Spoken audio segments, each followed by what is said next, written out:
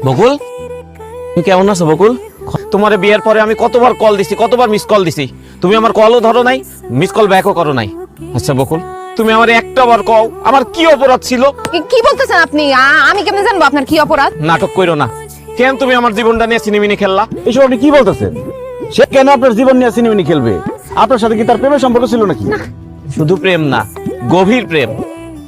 সেই ছোটকাল থেকে বকুল আর আমি একজন আর একজনকে ভালোবাসি।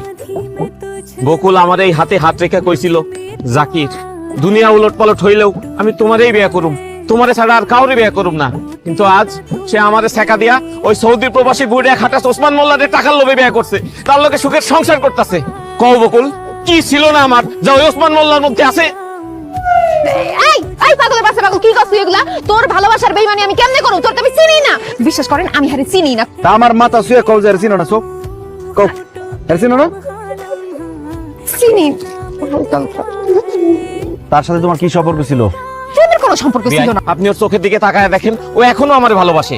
এই গান্ডটির বাচ্চা, আর তোর কোন কালের বিয়ে? তুই আমার বিয়ে করছ কেন?